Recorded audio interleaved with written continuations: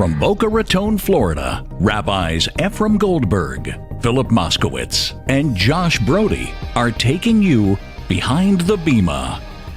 The BRS rabbis schmooze about contemporary issues and talk to special guests who give a behind-the-scenes look at how they got to where they are and what keeps them going. Welcome to Behind the Bima.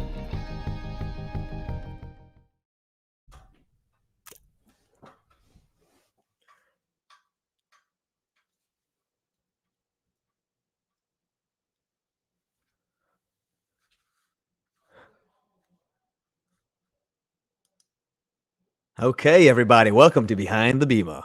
Guess we're live. Not really sure where Rabbi Goldberg just went, but I'm sure it's an emergency. You don't realize what it's like if you're a rabbi. Apologize, a little technical I problem. just said you had an emergency, the life of the rabbi. So There you go. It is Wednesday night at 9 p.m. and we are here to take you Behind the Bima. We are here to take you behind the Bima. Thank you back. I am here with Rabbi Josh Brody. We have a fantastic guest tonight, the great Myron Sugerman, Pop Sugerman, the one and only Mr. Sugerman. Amazing life story to tell. We're looking forward to having that conversation and bringing it to you. But I want to first mention our sponsor. Tonight's program, tonight's episode of Behind the Bima is dedicated for a complete, speedy, and painless refuah shlema, full recovery. 2 children in our community who we are all praying for and rooting for and pulling for. Esther Tehila Bas Ariel Tzipora, Carmiel Shai Ben Reza. And we, please God, look forward to hearing good news about both for a speedy recovery. And towards that end, we will mention, we ask everyone to turn their heartfelt prayers. Our dear colleague and friend, Rabbi Moskowitz, is right now focused on his beautiful, beloved daughter, Esti, who had a major surgery. She's recovering well, but needs our prayers and continues to recover. So please have her in mind. We are for every single class we give and every learning opportunity. Esther Tehila Bas Ariel Tzipora.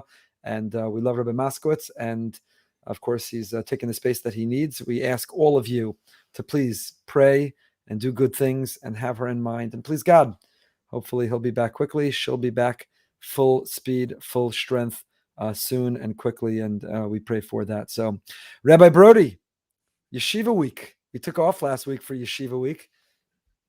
That's right. It wasn't as much of a break as I thought it would end up being, but what was your Yeshiva week? Yeah, it was nice. It's just, first of all, it's nice to spend some quality time with the family. But again, it was originally we were supposed to be in Israel, so a week vacation turned into like a day vacation. But even that wasn't so much of a vacation. I'm looking forward to the summer. That's the next vacation. But it was good. It's good that the kids are off and they get to enjoy. And now get to be back at school with no masks. That's also a big deal. Everyone's excited about that. New policy at some of the schools new developments. Here. Yeah, I think all the schools, right? I think all the local Jewish day schools are. I think all the local Orthodox Jewish day schools. Right. Donna Klein. Yeah. I'm not sure yet. We have actually a meeting tomorrow. We'll find out. Yeah, but definitely interesting development, promising development. Hopefully, we're coming out of Omicron and turning a corner. And of course, we remain vigilant and careful. And of course, we understand the dangers, and hopefully, it represents turning a corner to a new time. And you, a little yeshiva break? Got away for a couple days. I will not say the location because it was phenomenal. We drove. It was Florida-based, but not a lot of yeshiva weekers. So we are not disclosing it because we'd like to keep it that way. let everyone continue to descend upon Orlando and elsewhere. We're keeping this place to ourselves. It was not heavily populated by Yeshiva Week vacationers. It's a place that has a couple kosher restaurants, beautiful Chabad. And yet we were not nearly inundated and we were able to really relax and enjoy. And as we've said many times, it was a beautiful family trip. Not sure I'd call it a vacation, but it was a great family trip. Much needed. It's also important, spending time with family, bonding, connecting. It was something which was really important. So it was good. And now we're up to like Yeshivish week. What happens is, I was explaining, I spoke this evening for your wife's outreach program. Rebbitzin Brody, Simone Brody, does a phenomenal job in our community, together with her husband doing outreach. Not a lot of Orthodox schools have dedicated outreach rabbi and Rebbitzin, dedicated page in their weekly bulletin promoting those outreach activities. So there's a great program. You guys have taken how many trips to Israel, men and women? Many, probably 7 trips now. I've led many trips. Yeah. Yeah. So you've led many trips to Israel. And as a follow-up, there are ongoing conversations, classes, learning opportunities. So tonight she was doing flour making. I don't mean flour like for bread. I mean flowers like flora for the Shabbos table. And I spoke for a few minutes about the beauty of Shabbos, the reason for Shabbos, how Shabbos liberates us, the ultimate guilt-free snow day once a week, how Shabbos is the payday, the payoff for working hard all week. Spoke all about it. So I was explaining to them, I was trying to teach them about Yeshiva Week and explain to them. But if somebody doesn't know, never heard of Yeshiva Week, like you can't explain it. Don't leave your house. Don't get out from under your bed. Don't try to find parking. Don't go shopping. And you're out of your mind if you try to go to a restaurant. Right. You're simply out of your mind. The notion of what descends upon us in Yeshiva Week, we love it. Our brothers and sisters from elsewhere, they come, they visit. We love it. You know, we have Boker Raton Synagogue has every morning 2 Sephardic minyanim. And we also have, let's see, 6:25, 7, 7:45, 8:30, 9:15. We have a lot of options, right? Well, during Yeshiva Week, my office is right off the main shul, and I can hear through the doors. There was a 10 10:30, 11, just Yeshiva Week. Yeah, the shul's official minyanim, that doesn't matter. Right. It's whatever time you get there, you have enough people, you start a new minyan. Right. So, you know, that's the way it goes. You take your life into your hands to go out during Yeshiva Week. So that was last week, Yeshiva Week. And now it's Yeshivish Week, because there's a whole group of schools who don't want to be off when everyone else is off. So therefore they wait another week. Right. So I don't know if you've seen now we have the next wave coming through. So first of all, the word on the street is that next year they're going to move it up a week. Have you heard this talk yet? I heard such a rumor. There's a rumor going around that maybe it'll be a week earlier to coincide with maybe Yeshiva University's vacation. I don't know. There's a lot of talk out there. So people are all... I heard such rumors. Yeah. I heard such rumors. I don't know. It's breaking news. Yeah. It's a big... Florida becomes a big melting pot. And you got to love the weather. Yeshiva Week, the temperature drops from like 75 to 45. And everyone from New York says, oh, it's so great. I had somebody, while we were away those couple of days, there was somebody visiting from Toronto, a colleague, a rabbi and friend, and he said his kids are desperate to swim. Do I know anyone with a pool? I said, feel free to go to our home. We're not there. Go right to the backyard. I said, but you do know it's freezing cold. Like nobody in their right mind would get in a pool. They swam. Those New Yorkers. They love it. You know, we've had this cold spell. We're not going to complain, certainly to people listening to us from elsewhere in the world. But we dipped into the 30s, which is pretty much unheard of in Florida. I put on the heat in my house. Did you put the heat on? We did, I think, for a day, or we turned the air conditioner off for a day. I don't know if we put the heat on. There are a lot of people in Florida who don't even know if they have heat or not. They just have it on the air conditioning setting. They've never used the heat. When you put on the heat, at first it smells like your whole house is burning down before the heat actually kicks in. So we had those cold spells. It almost seems like every year Yeshiva Week they bring down that cold weather into the 30s. So we had this other day where, you know, it was, when I left my house in the morning, it was in the 30s. 30s, that's cold for us. So I was wearing a sweater with my suit jacket. It's a look when you have a gray beard you could pull off. It's like a Mr. Rogers kind of, you know, you could pull it off. I actually saw myself in the mirror and I thought, like, who's that old man? And then I realized it was me. Okay. The gray beard with the V-neck sweater, tie underneath the suit jacket. It was like all professor, like Rabbi in the Yeshiva Ram look. Really old man look. You just got to get that cutlass. Yeah, I startled myself when I walked by the mirror when I saw myself. But anyway, when I came to Mincha, the temperature had risen to 70. So the people at Mincha were like, you know, short sleeves, people in shorts. It's like, why are you wearing a sweater? I said, I look like an idiot. It was in the 30s this morning. It's twice the temperature doubled during the day. So we've got the iguanas falling out of trees. It's that time of year when the temperature gets so cold. They fall out of trees and then they thaw out when the temperature comes back to life. So what else is going on, Rabbi Brody, since our last episode 2 weeks ago? So much. I'm so excited. Someone got me a gift subscription to this learning program called Chayenu out of Chabad. And I've been studying this for the last 4 days and I'm really enjoying it. I even learned some Yiddish. I'm doing one part. I'm doing this called the Hayom Yom, which is the Rebbe's teachings in Yiddish. Many of them are in Yiddish. And they translate it, but I'm trying the Yiddish. I love it. Chumash and Rashi. You're like legit. Listen, it happens to be, you might be learning Chabad right now. Yeah. What rank are you in Sivos Hashem? See, I haven't entered that yet. I don't know how. I'm too old to enter that. I'm just telling you. I'm just saying. I don't want to like flex here, but you're a private. Ich bin a general. Well, listen to this. I'm a general. You're a general. Der alte Rebbe hat einmal gesagt. Rabbi Brody, you need to grow a I'm beard if you're so- going to try to I play am with the so Chabad. excited. If you're going to try to play with the big boys in Chabad, you're going to have to grow a beard. So there is some development and news.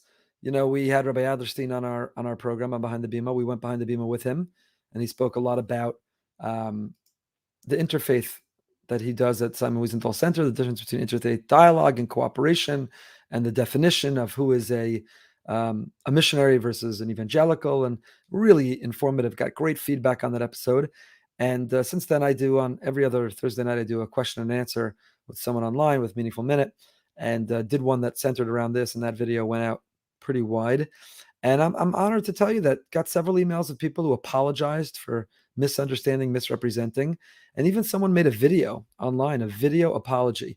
And the way that came about is they had emailed me saying that, so sorry, I'm one of the people that kind of harassed the shul and wrote cold phone numbers and harassed people. And I spoke out on social media, and hey, I guess I was wrong. So sorry.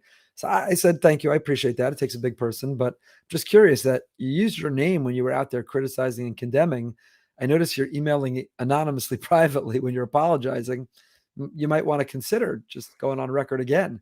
So it took a few days, but to his credit, sent me an email with the YouTube link. He put out a video with his name, and he said, I apologize. I was wrong. Shouldn't call people heretic. And the phenomenon, though, which is worth mentioning, is we've seen this in other areas of life, of people who are radicalized, that there are individuals who use the gift of technology to promote and express fanaticism, and they radicalize innocent people who sit at home and consume that information and emotionally get moved, invested in it, and feel compelled to act. It's possible there's some conversation maybe with figuring out someone who reached out who might have been the one who forged the letter from Rav Schechter. And it's a similar phenomenon along the way is being radicalized, right? Somewhat naive or innocent people who listen to fanatics spew lies, hatred, slander, and then become radicalized as a result. So on the one hand, gratified by that apology and some of the people who've come to see the truth. On the other hand, we have a lot to be concerned about how easily people are misled, fake news, and easily radicalized to act. And we're lucky that they were radicalized to harass and to spread a false narrative, and not to do something much worse and more dangerous. So in that sense, we were lucky, but it is something that we have to worry about and care about.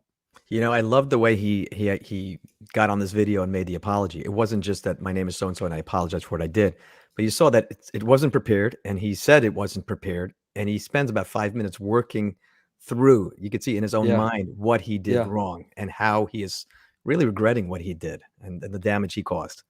And I guess it's a warning, and this is what I would say, what I try to take away from it is that we may all be guilty of it. We have to be educated and really careful and judicious consumers of information.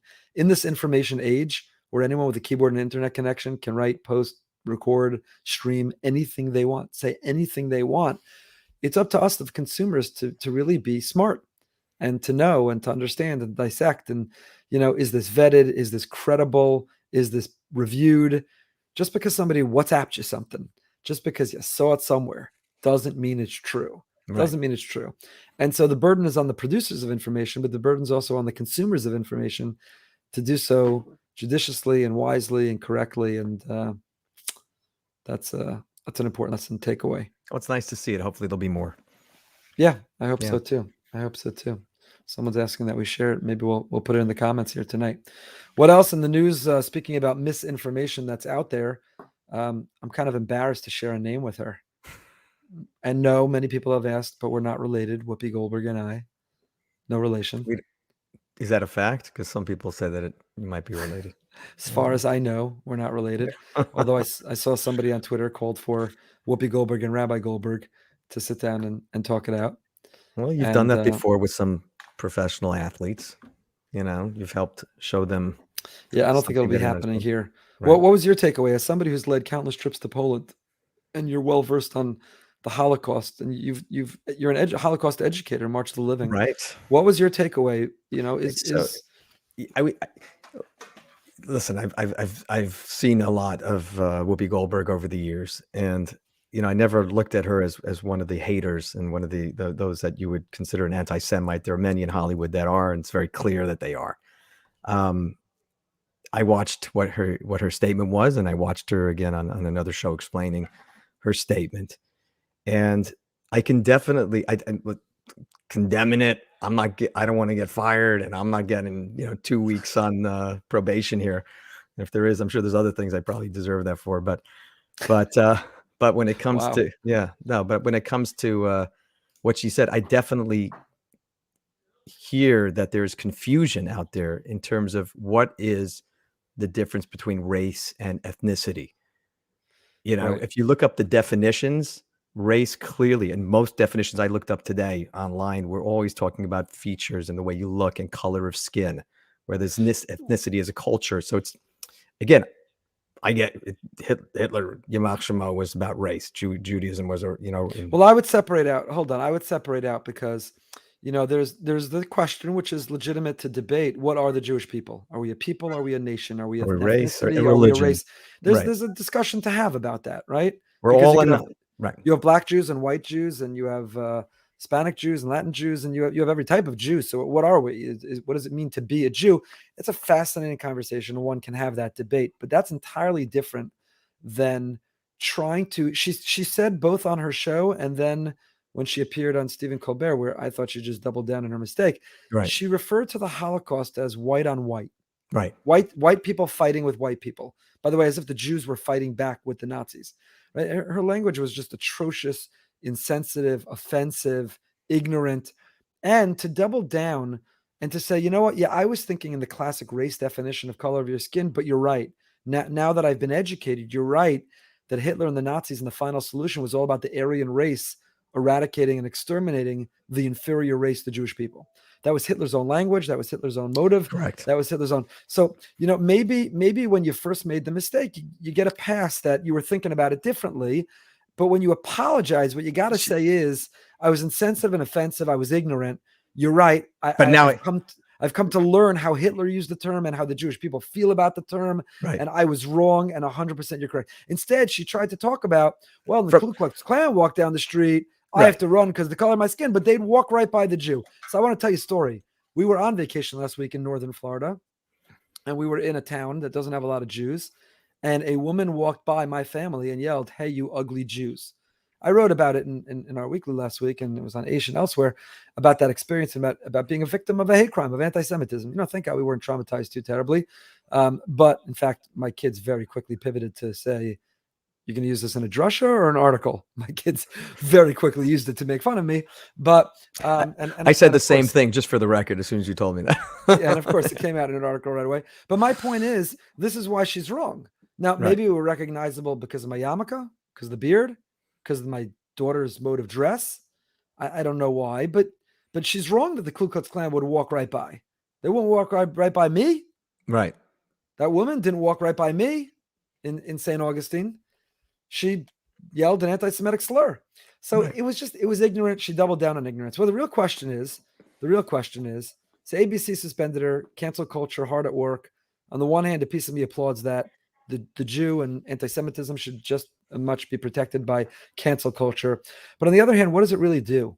Right? Maybe it would have been better to say that she's not been suspended, but Whoopi Goldberg will be touring the Holocaust Museum, will be sitting and talking to a group of survivors, will be coming to understand, will be taking a trip to Poland when Corona allows. She's going to educate herself on this issue, because that's really our goal. And I want to bring our guest on momentarily.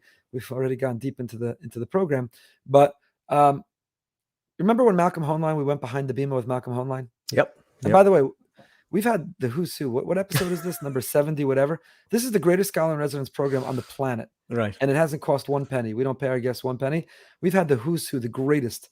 We've had athletes, and we've had rabbis, and we've had prominent business people, and we've had NFL owners, and we've had judges, and we've had, anyway, when we had Malcolm Hoenlein behind the Bima, you remember he cautioned us not to label everything anti-Semitism. Be very careful who you label anti-Semitic and what you label anti-Semitism. And this is probably a great example of that. You're right.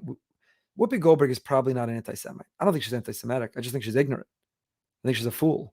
I think she's speaking, again, why? Because isn't she Jewish, by the way? Is she Yeah, Jewish? so I saw someone pointed that out.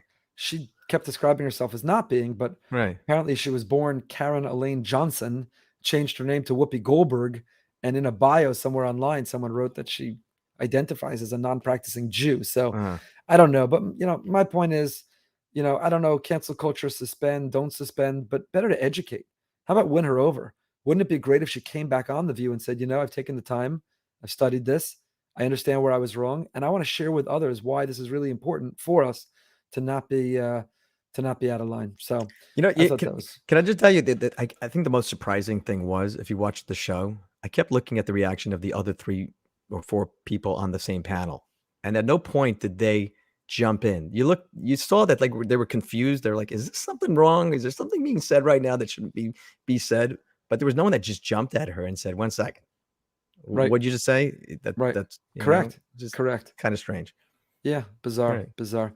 In any case, we have an amazing guest on tonight, Myron Sugerman. We know him well. He's been coming to our community for a long time because he has a son who is a prominent rabbi in our community and one of the biggest Talmidei Chachamim and a great teacher of Torah and a dear, dear friend.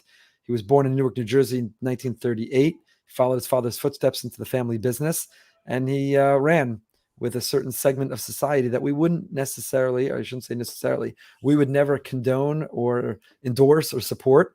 When you talk about the mafia, the mob, the Jewish mafia or mob certainly is not part of our value system and what we believe.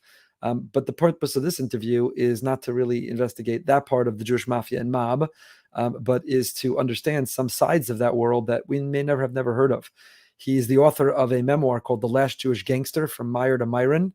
And he has been speaking all over the world, and a new, what's it called? Documentaries coming out about him. And Right. he's a fascinating, fascinating personality. So there's a lot of parts of the Jewish mafia or mob that you may not be aware of. And, Pop is usually off the hook, hilarious, entertaining. Tonight's conversation, I think, is a little more serious as we talk about some of these issues today of anti-Semitism and when the Jewish mafia stood up to the American Nazis and helped found the state of Israel and other examples like that. So we're excited to be able to bring him on and hope that you enjoy this interview. We have a privilege of being joined today by the one and only, the great Myron Sugerman, known affectionately to us as Pop Sugerman. We have the privilege of knowing Pop for many, many years, really part of our BRS family, our community family. Pop has children who are distinguished leaders in our community. And we've been listening and learning from Pop for many, many years. So, Mr. Sugerman, Myron, Pop, thanks so much for being with us and letting us go behind the Bima with you. Okay, Rabbi, let's get the show on the road.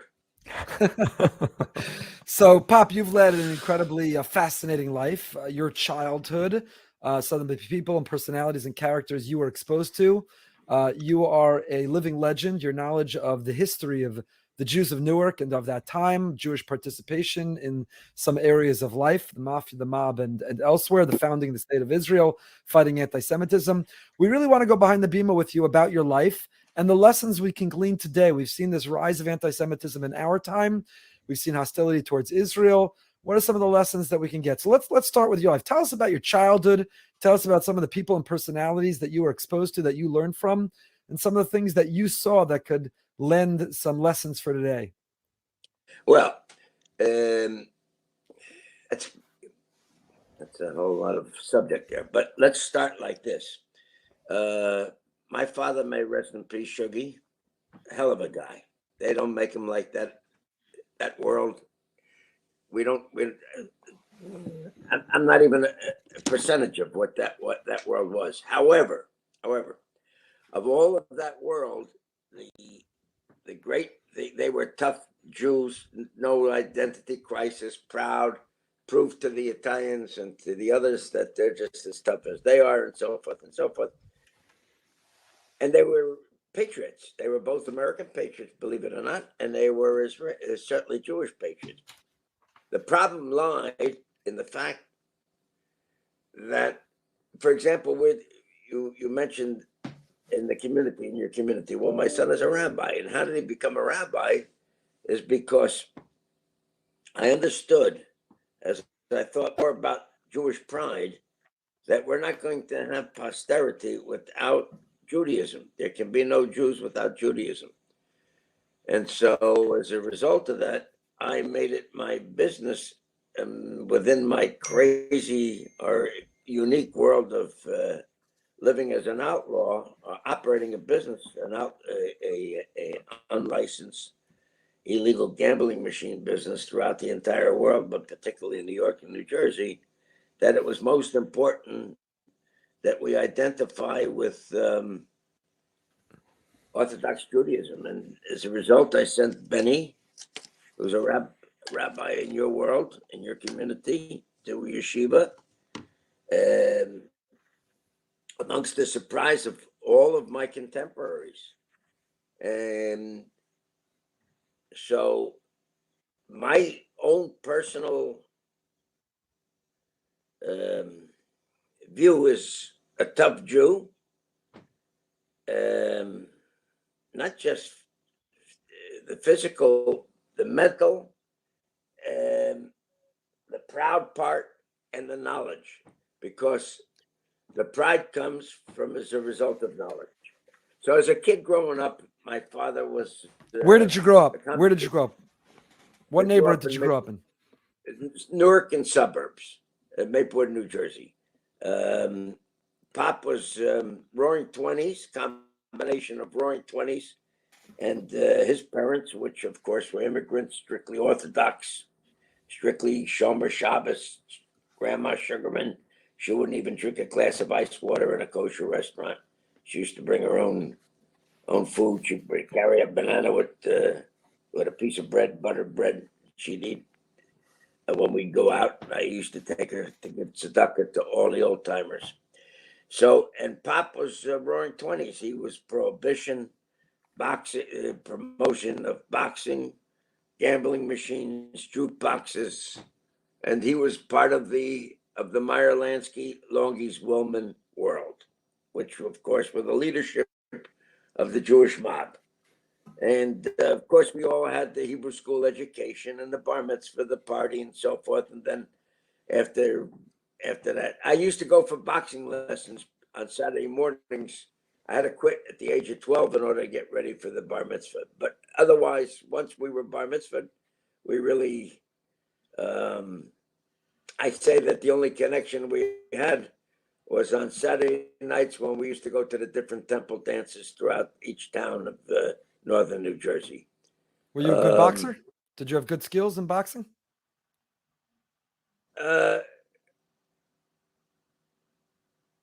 The object of it, of course, was to learn self-defense. They used to put us on as kids before the Golden Glove fights or the PLL, the Police Athletic League fights, and so forth.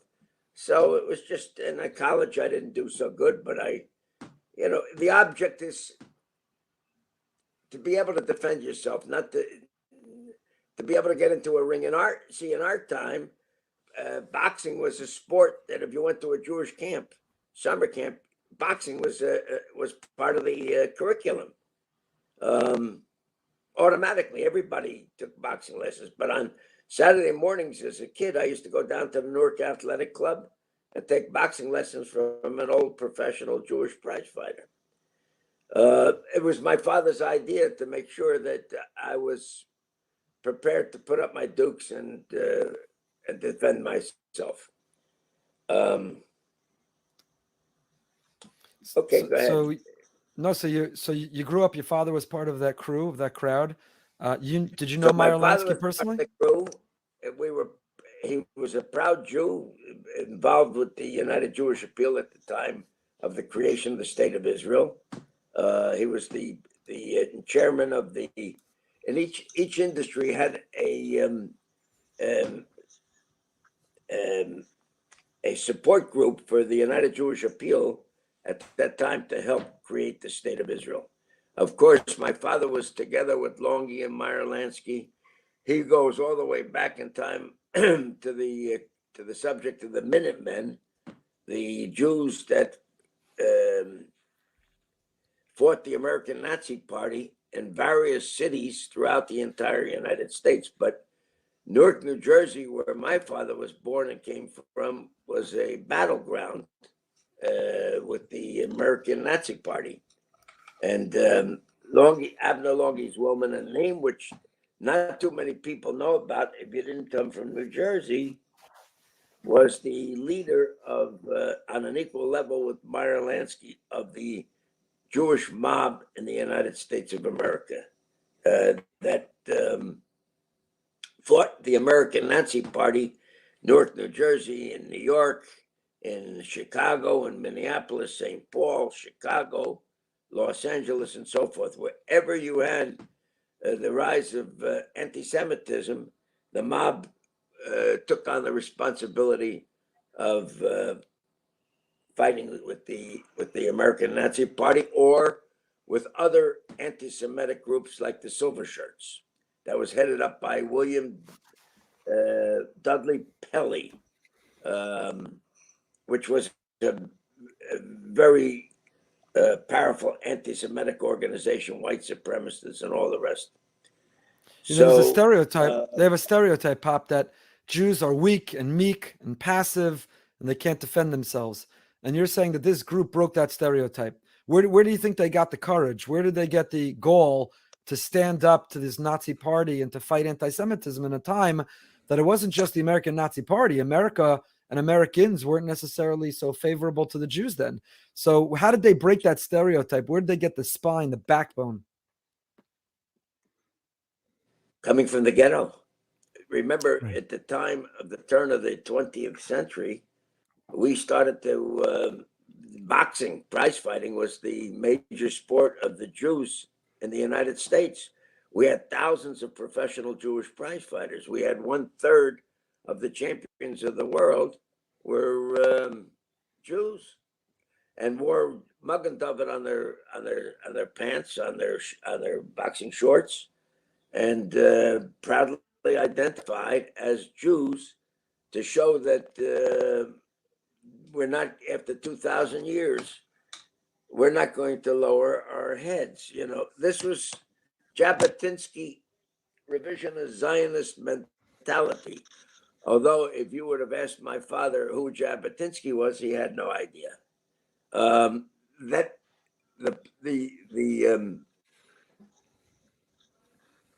the only thought that came to mind as far as the Jews were concerned at the United States was to show that we will not tolerate physical attacks on Jews.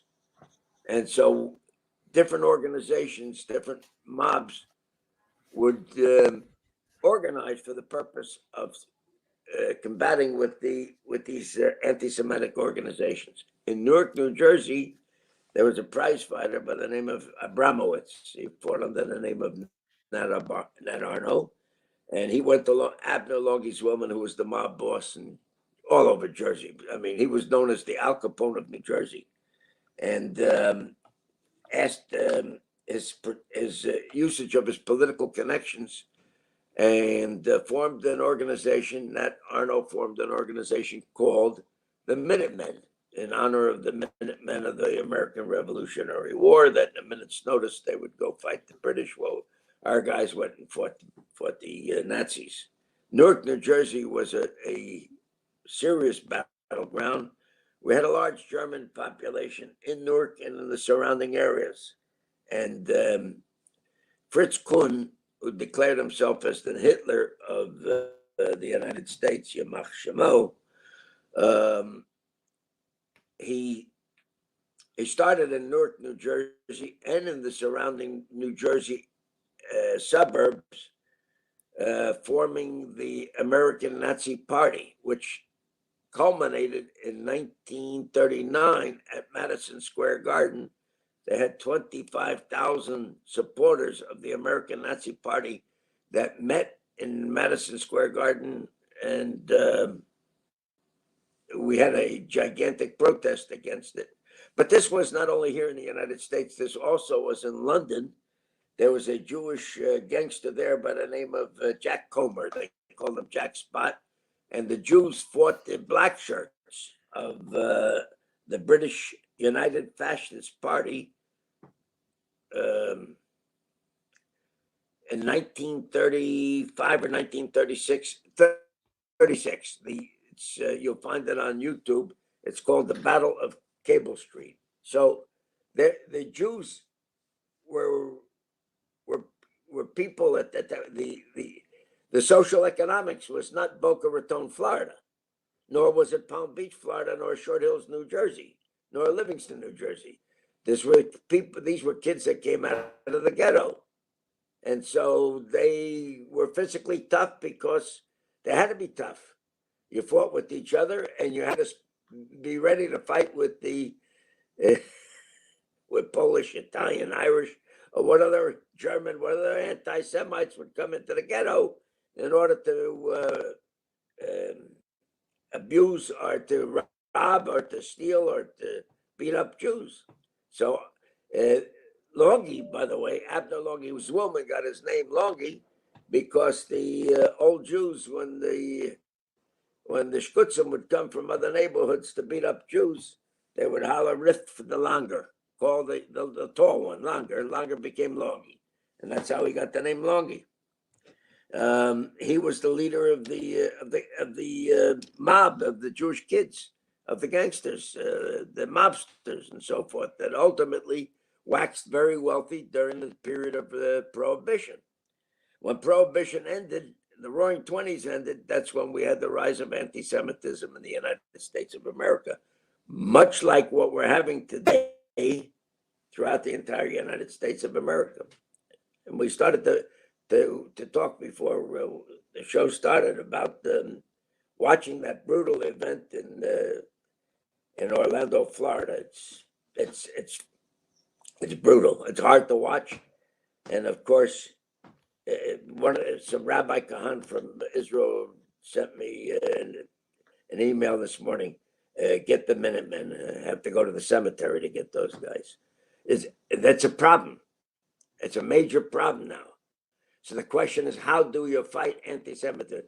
One thing is for sure: you're never going to get rid of it. You're never going to cure it. It's going to be the year from it started 3,333 years ago, even before that, and it's going to be here till the last hour of eternity. It's a baseless hatred. There's no explanation to it, and that's all there is to be said about it. We just have to figure out how to deal with it. All right. So what can we learn about your childhood and some of those personalities about how to deal with it? What can we learn from some of those personalities of your childhood? You talked about the Minutemen. Do we grow a spine, a backbone? Do we stand up to it? And do we confront and make demands? Are we proud? Do we cower, apologize, just blend in and try to essentially avoid attracting attention? What's the response? Rabbi, good question. We don't have Minutemen anymore, all right? Not physical Minutemen, all right? But we need mental Minutemen. You need them mentally, emotionally, psychologically the same as you had physical, mental, psychological, emotional, absent the physical. We don't have that. Our kids did not grow up tough. They didn't go to learn how to prize fight. They didn't. Their fathers didn't send them to the Newark Athletic Club on Saturday morning to learn how to box. Our kids are on computers. They're learning how to be good Jews. They're learning how to do mitzvot. They're learning how to do wonderful things. But there's got to be a part of that education which teaches them Jewish pride, so that yes, we need to stand up to them. So if there was an organization in the United States that anytime there was an act of anti-Semitism, there'd be a massive response to it. One Jew being molested is every Jew being molested, whether it's in Jersey City, whether it's in Crown Heights, whether it's in Williamsburg, whether it's Muncie, or whether it's in Orlando, Florida. There has to be a gigantic response to it. We haven't heard one word from Washington, D.C. I haven't seen anything I've been watching the news specifically waiting to see if there's any kind of a response from Washington. I see a great response from your governor, good guy, but I don't see anything coming from Washington, D.C. There has to be that kind of pressure on on Washington. Of course, we don't have somebody that's particularly pro-Jewish sitting in the White House right now, but that doesn't mean that we should refrain from putting pressure on him, gigantic pressure, with all of our strength, with all of our political connections, our influence. We need to be concentrating on this right now. Kids going to college, it's the craziest thing on the face of the earth. Parents are paying $250,000 minimum to send the kids to college so that the kids are intimidated by the anti-Semites on campus. There has to be a response to that. And it's got to be a powerful response, not something lukewarm. Do you think the reason we're not I think responding that's is, the only answer. do you think the reason we're not responding is because we're afraid or because we're weaker, we're softer?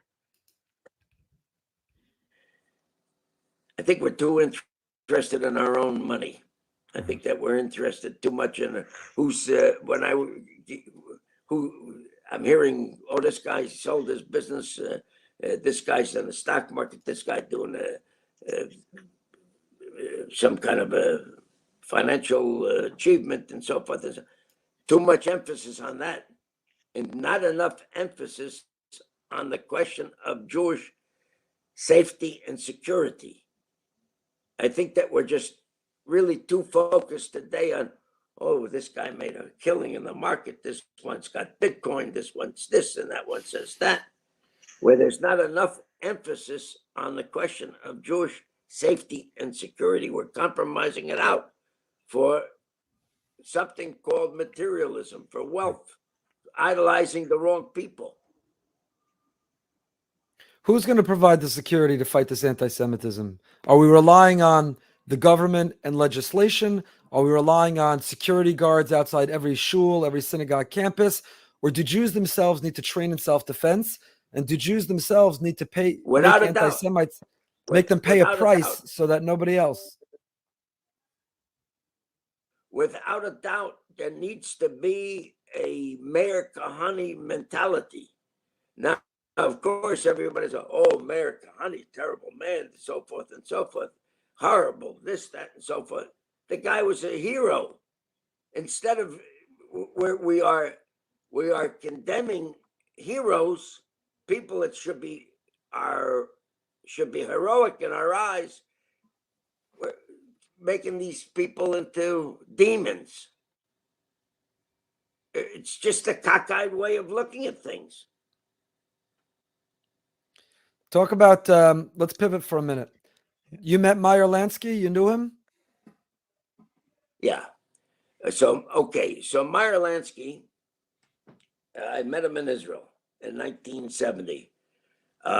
He specifically came looking for me. He heard that I was there. I used to, when I would go to Israel, I'd spend time with Doc Stacher. Doc Stacher was on the same level, Meyer Lansky, Longy's Woolman, Benny Siegel, and Doc Stacher.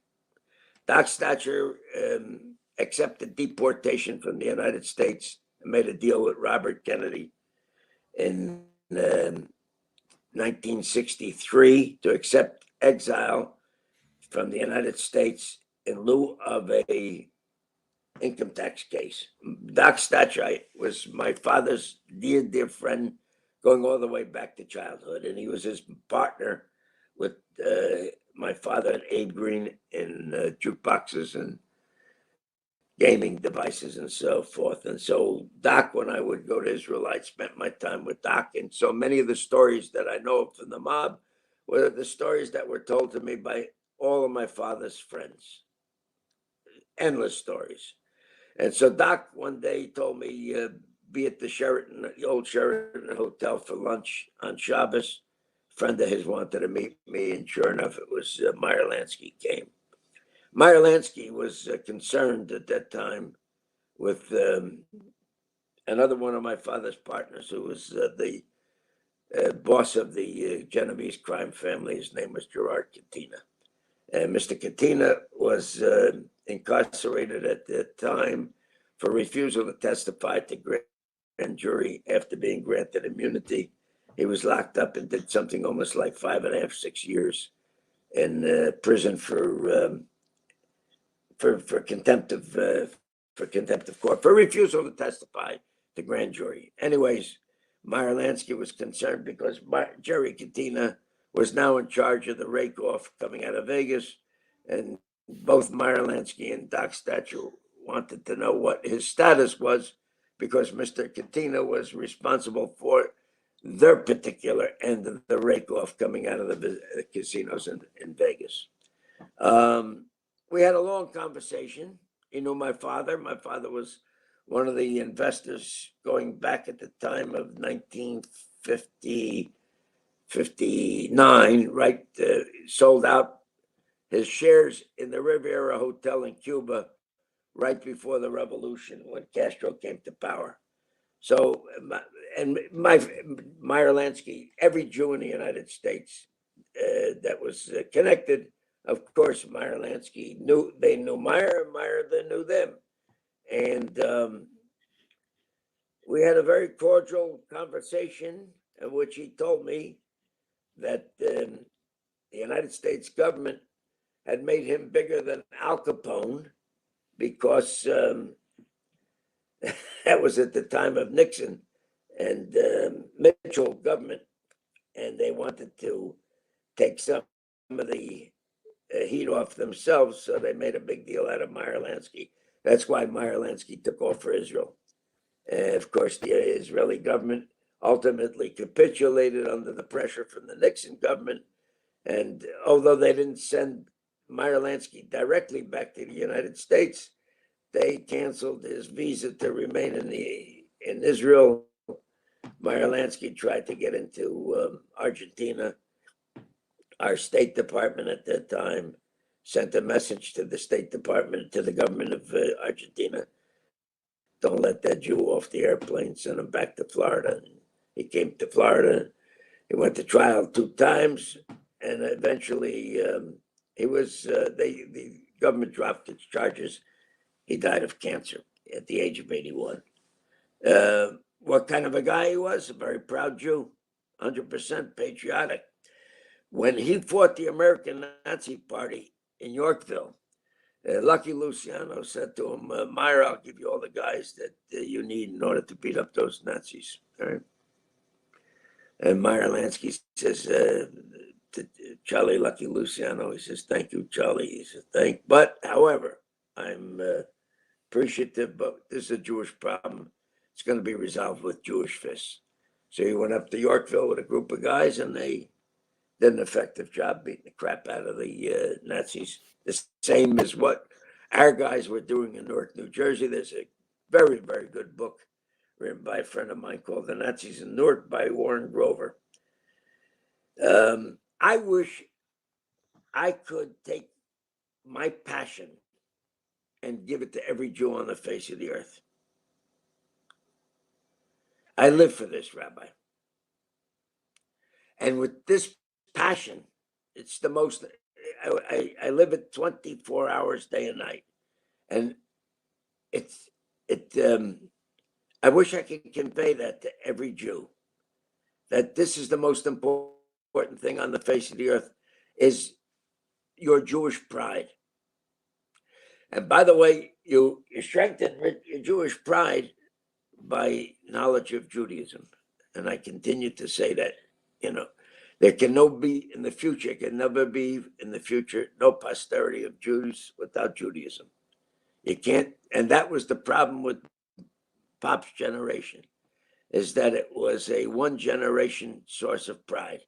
The children today, unfortunately, without reinforcement of knowledge of Jewish education, unfortunately, the kids are 70% married outside of the Jewish religion. So that Jewish pride that we talked about needs to be reinforced with both knowledge and with passion. Mr. Sugerman, They got to know their Zion history. We got to know about Jabotinsky. We got to know about Menachem Begin. You got to know about Yair Stern. You got to know about names like Eliyahu Hachim, are Eliyahu Batsuri, the boys, Yitzhak Shamir, the two boys that Shamir sent to Cairo to assassinate Lord Moyne. We need to know about Barazani. We got to know about Feinstein, names that Kovner, people that don't know. We got to give those kids the knowledge about our struggle to create the state of Israel. It wasn't created with mitzvot, the mitzvah. Teach, yes, go do mitzvot, but at the same time, we got to teach our kids Jewish pride, self-defense. Should be part of the curriculum of every yeshiva on the face of the earth, teaching our kids self-defense, not to be scared. When you asked the question of boxing, was I any good? It was good enough as a kid. Was a good scrapper, but the most important thing was not to be afraid to take a punch, not run away. Wow. I think that's just wondering, what did the rabbis or the community leaders say about what was taking place? Did they say to you, behind closed doors, we're happy to see that this is being taken care of? Did they try to discourage you from doing it? What was taking place amongst the leaders? At the time of my father's time of the Minutemen. So everybody was proud. Everybody shared the pride of it, but the reform movement was against it. They publicly denounced it. These are Jewish ruffians and so forth. This is not the way Jews behave themselves.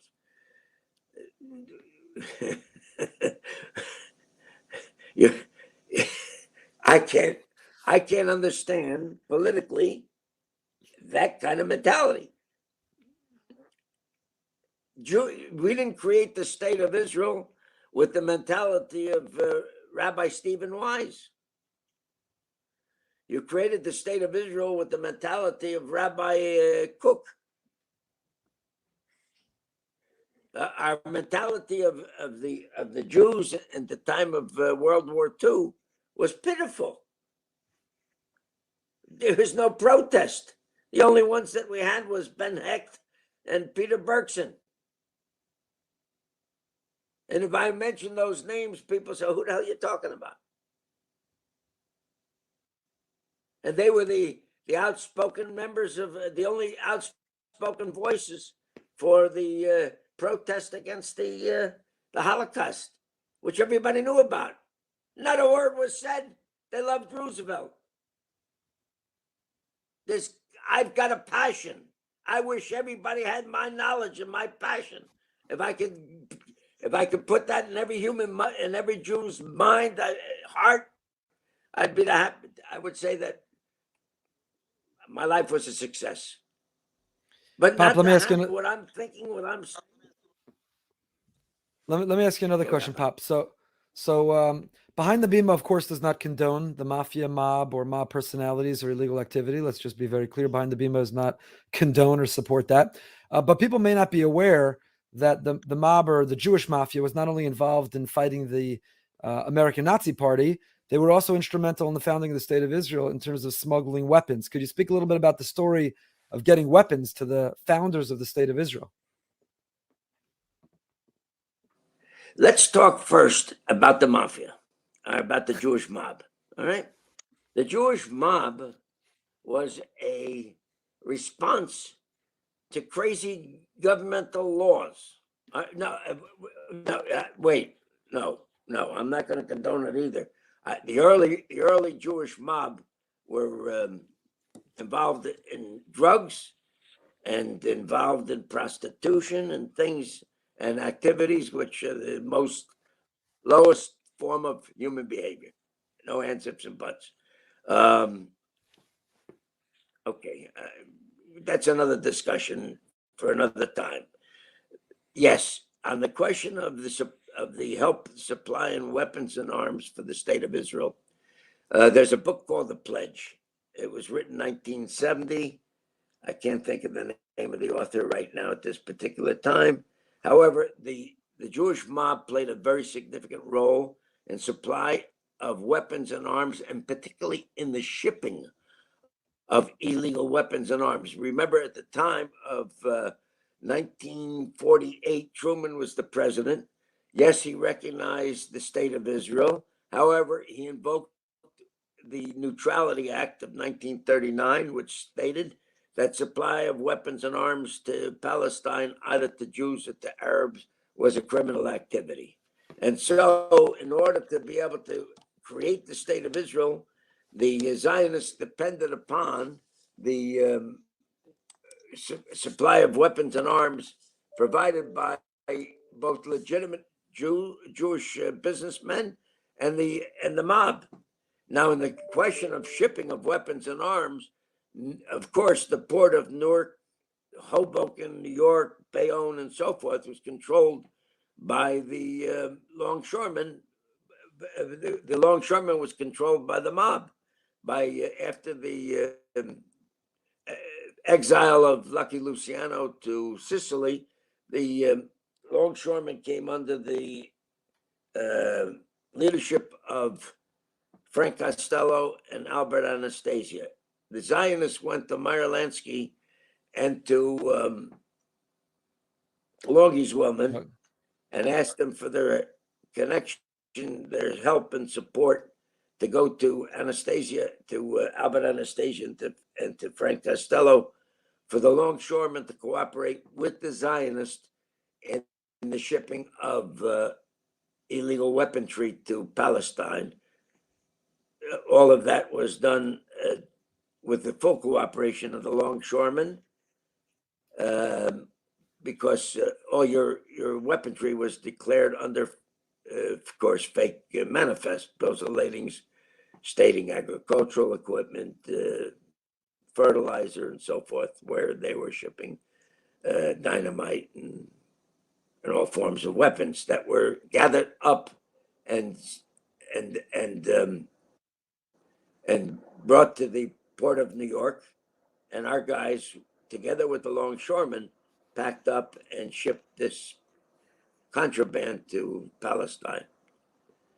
The Altalena, by the way, the very famous event, the very famous episode of the Altalena was actually supposedly originated with money that was gathered up by Mickey Cohen, the famous gangster from Los Angeles, who ran a fundraising event at a place called Slappy Maxie's Comedy Club on Wilshire Boulevard in Los Angeles.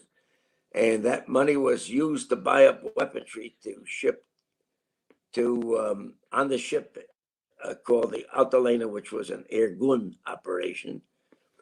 And, well, the rest is all history. The Altalena, everybody a lot of people know about it, a lot of people don't know about it, but it was almost the cause for civil war had not Menachem Begin ordered ceasefire.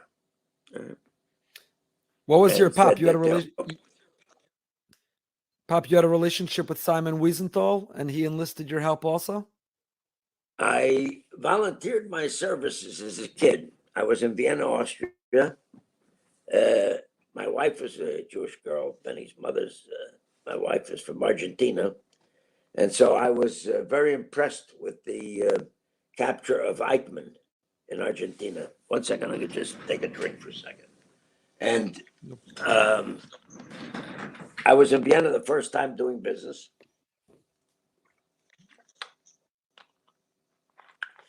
And I sought out Simon Wiesenthal. I went to his office and introduced myself. And I became very, very close with him. Over the years, raised a tremendous amount of money. I felt that the pursuit of Nazi war criminals would, while I wasn't going to be a Minuteman because there were no more Minutemen, I felt that my responsibility as a Jew was to help in some form track down Nazi war criminals. And so I I offered my services, and Simon Wiesenthal and I became, that was my mentor, and I became his disciple.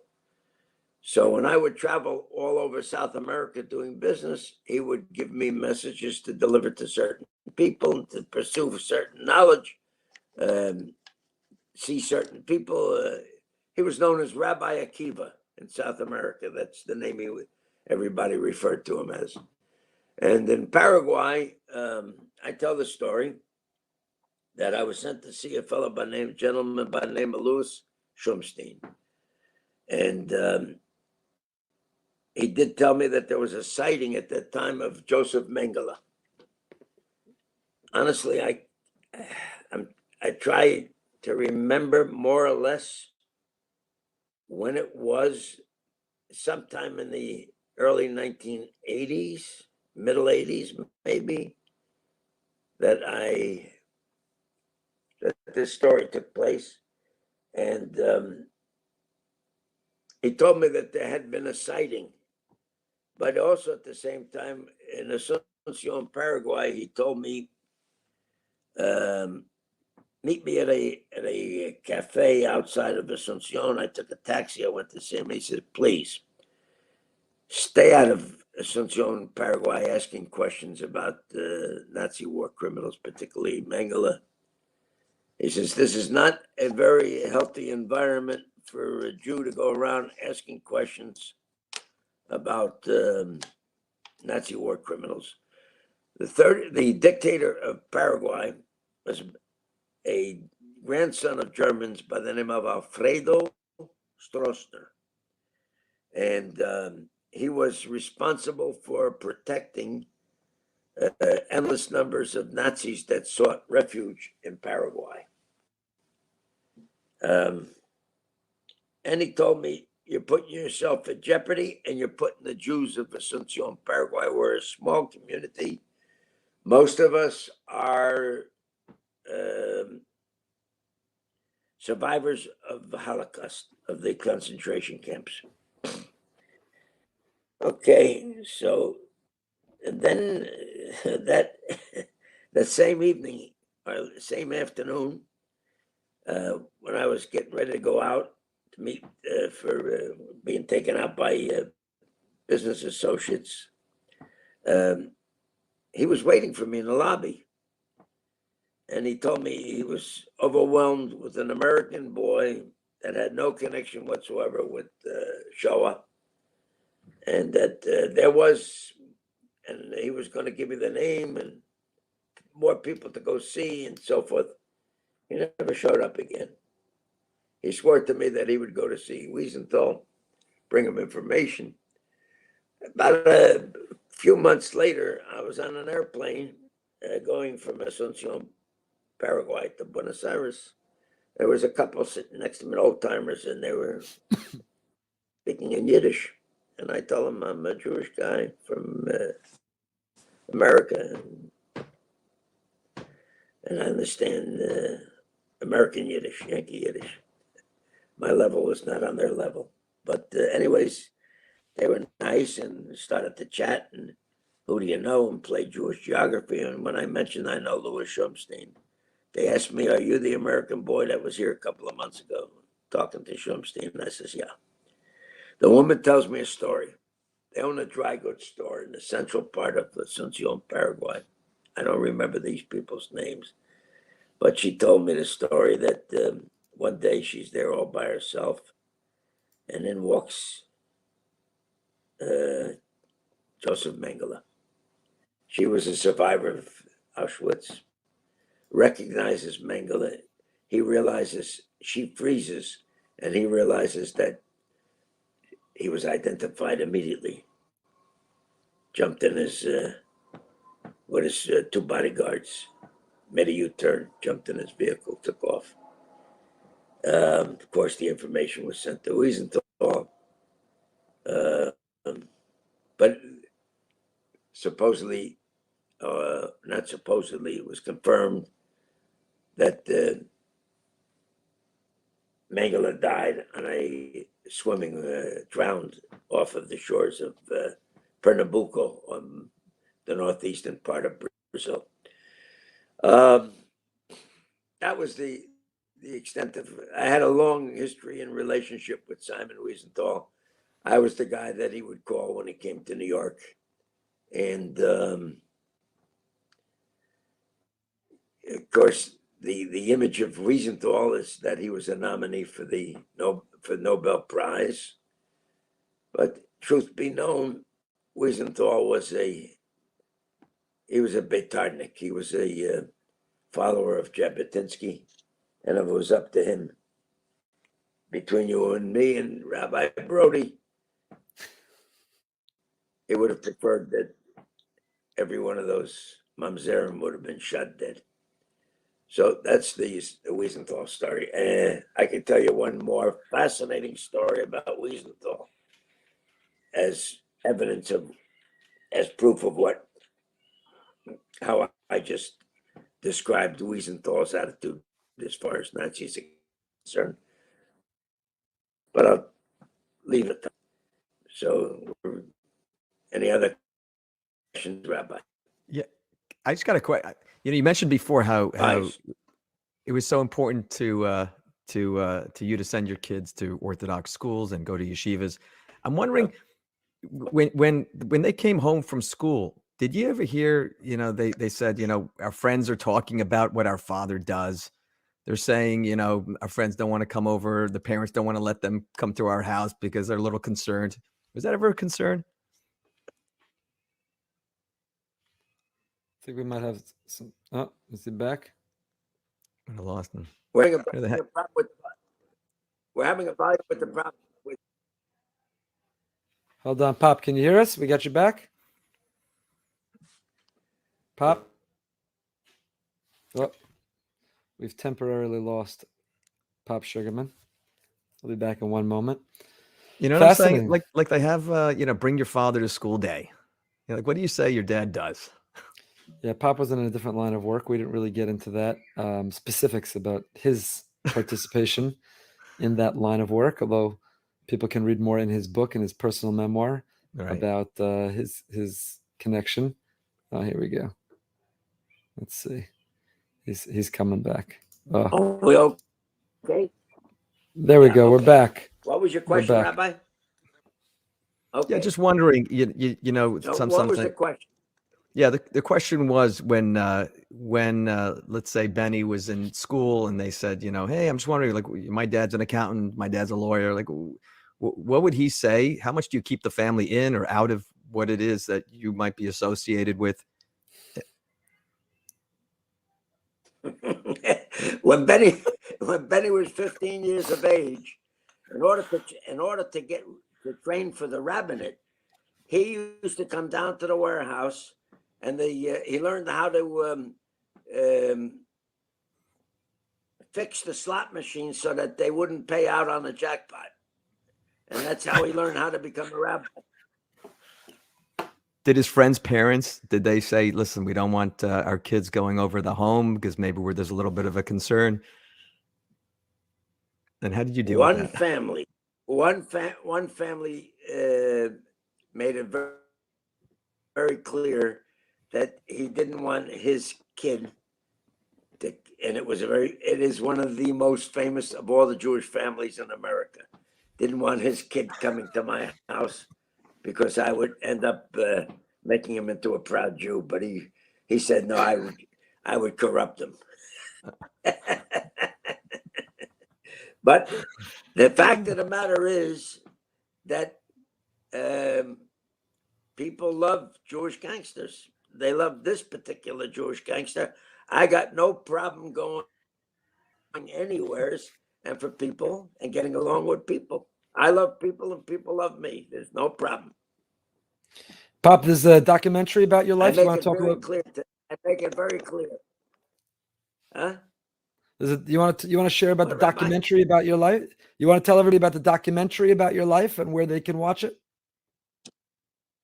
The documentary is finished, but the producers are talking to studios, so they're not ready to release it yet. And if they do produce it, if they do sell it, they're going to sell it to some major studio. They're going to make a movie about me, and I'm going to become an octogenarian rock star, and I'm going to need mob control. All right. You'll need I'll need protection. bodyguards. I'll be out in Hollywood hobnobbing with Bette Midler and with Barbara Streisand,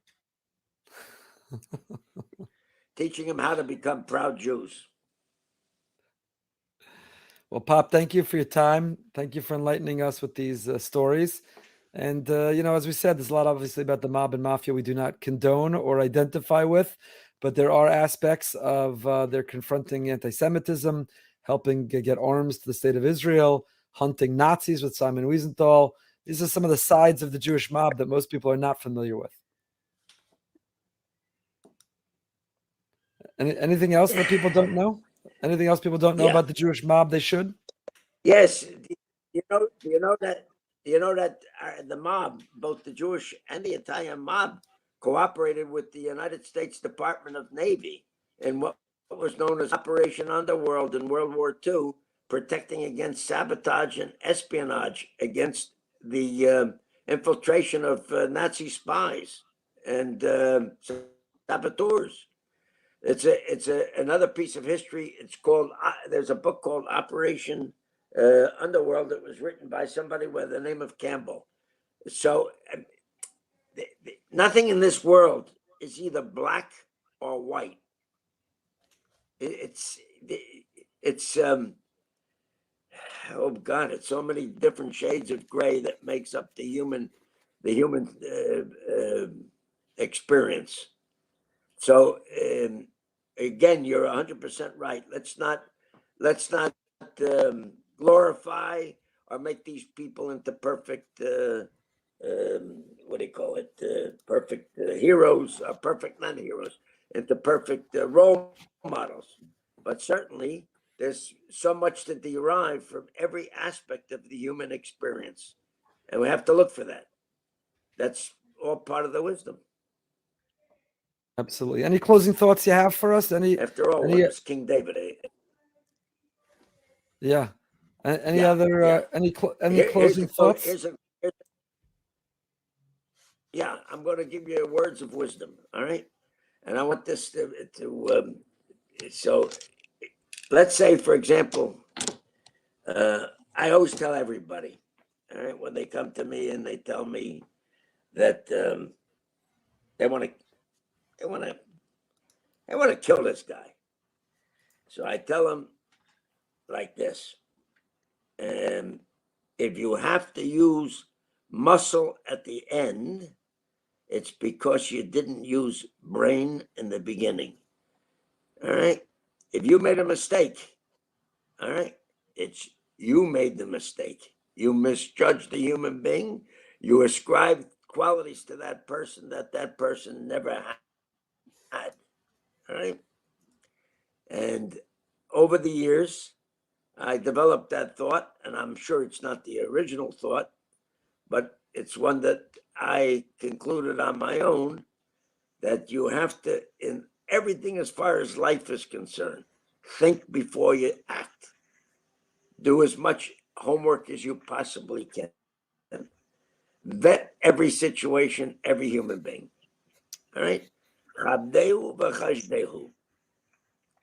Wisdom is the ultimate objective of the life of every human being. Very well said. Very well said. Rabbi Brody, you have a closing question? I had an old gangster from Patterson, New Jersey, who was my guy in the street. His name was, they called him Louis Red. They also called him Louis Streaky, but he told me, he says, I prefer the name Louis Red. And he used to say like this: everything but principle leaves this earth. So what do you mean, what do you mean, everything but principle? The only thing that you leave behind is the wisdom that you share with others. That's principle. People aren't going to remember anything else about you other than the fact that wisdom that you shared with the next generation, and that going from generation to generation to generation. He had a great statement every time I used to see him. He used to remind me of his thought. He says, everything but principle leaves this earth. All right. Wow. Listen, Well, I had a good time with you guys this morning. just got one quick Anything question. else, This is Rabbi? coming in. Our listeners want to know. They're saying, where is Jimmy Hoffa buried? They say if anyone knows, it's probably, you might have some idea. Maybe. Not sure why. No, we're going to end the show. They want to know where Jimmy Hoffa. Why? They want to go there and put a stone on his grave? Maybe they got to make a cottage or something.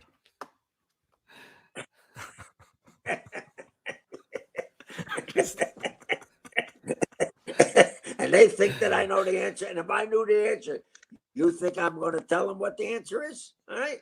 There you go. There you go. There you go. Just wink once for Giant Stadium. Huh? No, we're good. All right, Pop, thank you for your time. Thank you for your wisdom. We really appreciate it. A piece of history that most are not familiar with. And we'll look forward to your next visit to Boca to continue to catch up and hear more of your wisdom. Rabbi. Yeah. When I do an aliyah in my Chabad in West Orange, New Jersey, they stand up and applaud. I didn't get that kind of response last time I was in Boca. Huh? We're gonna have to train them better. All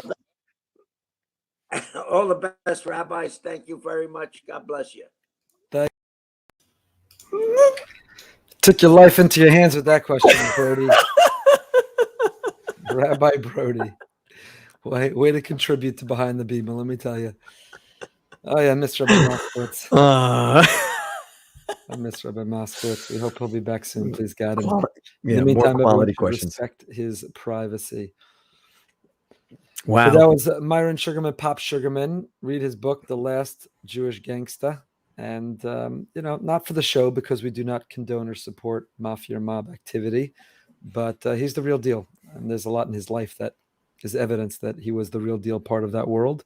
He's a character, but he also has depth to him and knows a lot of history and was a fascinating conversation. So I'm glad we had the opportunity to go behind the Bima with him.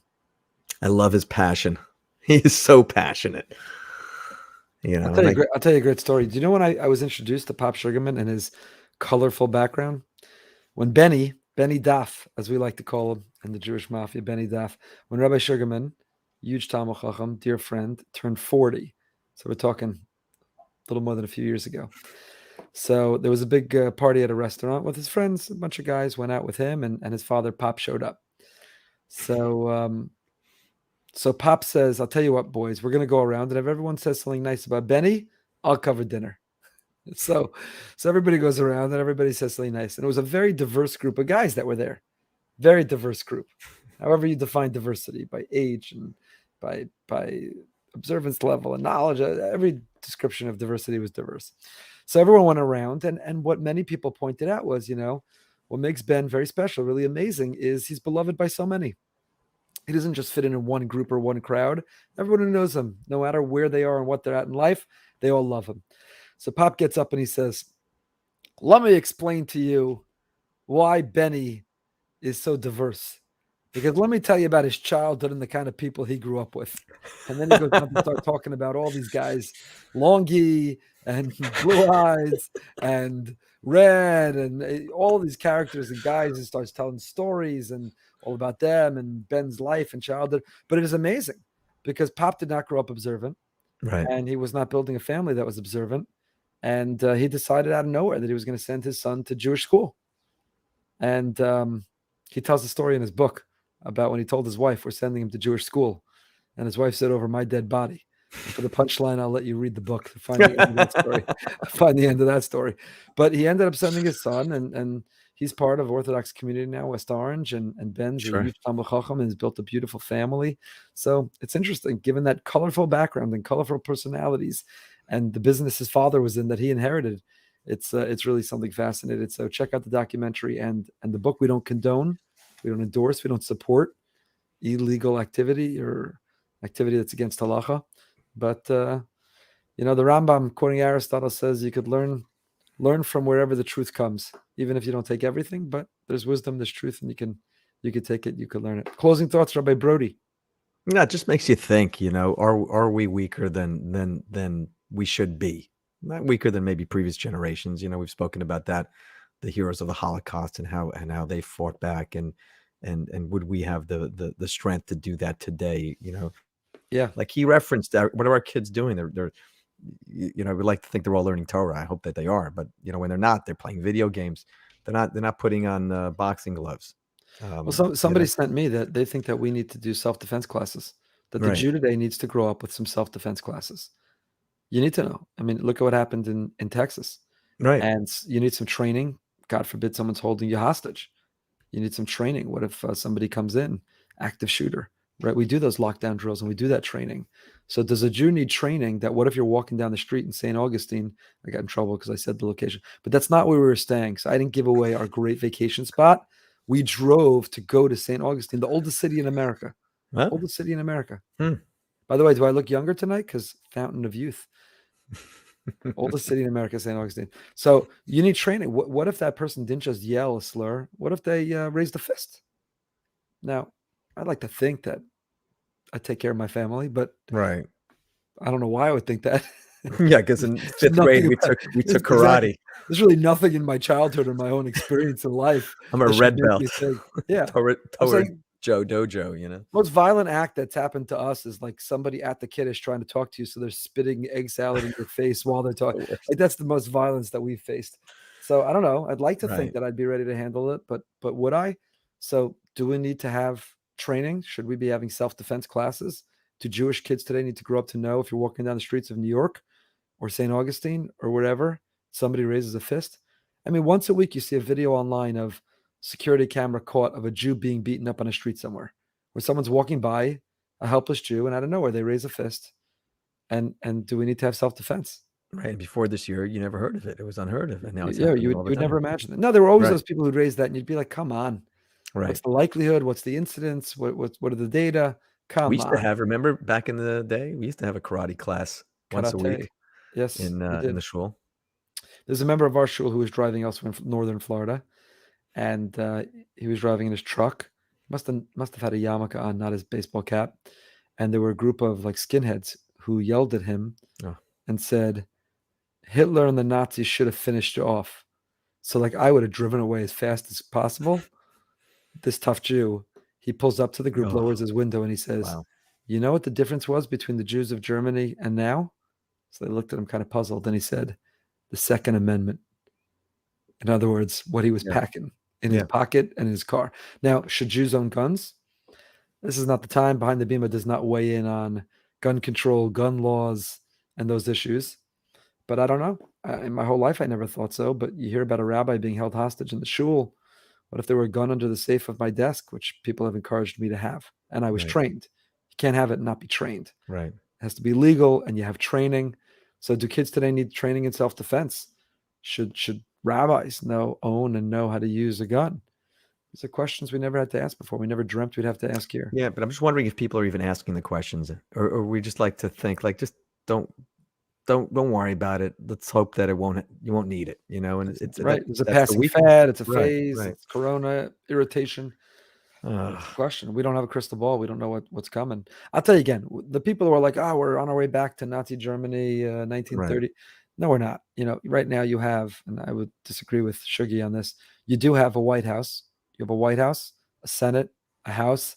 You have governors and mayors who all speak out against anti-Semitism. They speak out. They legislate. It's just not true. The Right. elected officials in America are fantastic. By the way, our soon guest, we went behind the Bima with Richie Torres, Congressman Richie Torres. He was fantastic on Twitter this week. Spoke about Whoopi Goldberg issue. He spoke about racism and the Holocaust. And he's spoken out against anti-Semitism. I can't wait that we're hosting him live in Boca Right. Raton Synagogue in a couple of weeks, because he's wonderful. And He's Riverdale's wonderful about on to this get him. issue. Yeah. Right. Yeah. So there is that fundamental difference that our elected officials, I think, are excellent. They're outspoken. That doesn't mean we can rest. It doesn't mean we can relax. But you saw that video that came out of Orlando this week, Yeah. where people were saying maybe that was Boca. I mean, I don't know about you, but I got a few texts that morning saying we heard that something happened in Orlando and in Boca. It turns out it was only in Orlando, but Right. it's Well, scary, yeah, we had that van. right? Remember that drove The- by Right. Goyim Defense League. the Goyim Defense League. Yeah. Right. But these So guys are it's, so filled with hate. Their words and what they're Yeah. screaming and yelling about. Somebody sent me an email this week. I know we're going late here, but it's an important topic. They read my article last week about 3 reasons to teach the Holocaust and anti-Semitism, and I spoke about confronting, standing up, and so on. And they wrote to me. I won't say which yeshiva they went to. Let's just say same as you. And they wrote to me saying that they were taught there that halacha. We know that we have a tradition that Esav sonas Yaakov. Esav hates Yaakov, and because Esav hates Yaakov, so that the correct posture is anti-Semitism has always existed. It will always exist. And therefore, we should not defend ourselves, but sort of, blend in, bow your head, don't stand up, don't confront, don't create more, just kind of pull back, go under the radar, let the anti-Semites scream, and do your best not to get killed. And I wrote back that I don't think there's any tradition like that. If that were the case, how does Israel have an army? Halachically, Israel shouldn't have an army. Don't irritate and don't aggravate the anti-Semites because anti-Israel are anti-Semites. So I don't think we believe that. We don't believe that. And we believe that we have to defend ourselves against anti-Semitism. And part of the way we defend ourselves is to proactively stand up to it. Right. So whether we hold people accountable, take them to task, shine a spotlight, pass legislation, there are a whole bunch of ways that we actively or proactively defend ourselves. You could wait to defend yourself until you're being struck, or you can get up and you could defend yourself by acting in a proactive way. So interesting question. Goyim.tv. Anyone wants to watch the episode when they drove by us and also yelled at us that we should. They had a van their messaging was all off. On one side of the van, it said the Holocaust never happened, and the other side, it said Hitler should have finished you off. If you're going to be a good anti-Semite, you got to get your messaging consistent, and you got to be good. So you want to really be shaken. If you want to be shaken, Goyim.tv and watch that stories. So, and that's what the people in Orlando were promoting, which might be why people confused it. Our fact checker is texting me that people might be confused because the Orlando guys were promoting the same website as the people who drove by and screamed at us, which is Goyim.tv. So it's unfortunately an ongoing issue, and we'll have to keep talking about it. We interviewed, if you remember, the young man who was beaten on the streets of Manhattan. But it's so interesting. Even after that happened, and it happened to someone just like you and me, nothing changed. Like we just go on as though it's not going to happen again, and it will happen. Unfortunately, maybe it's time. Rabbi Brody, thank you for scintillating conversation. Fun Great tonight. Evening. We miss, and we're looking forward to welcoming Rabbi Moskowitz back. Please have in mind Esther Tila Basarot Tzipora, Carmiel Shai Ben Reza. We should hear only good news. Amen. We've got great guests lined up next week. Can't wait. Next week, a big guest, but can't announce it yet. But super excited. Best scholar in residence program in the world behind the Bima every week. We're a shul that every single week has a scholar in residence. Right. It's pretty amazing. And if you like the show, go on and give it a nice rating because it's jumping up in the charts. Oh, yeah. Yeah. So I forgot I'm not supposed to say that anymore, but you can. I'm saying say it again. Say it again. Everyone knows how to go. You just go on Apple, you go on your iPod, you give it a rating, 5 stars. Is that how we do it? Are we 5 stars? I don't know how many stars you can get. Absolutely. I mean, whatever, 10 stars. We're 10 stars. All right, everyone. Until next time, stay happy, stay healthy, stay holy. We are out.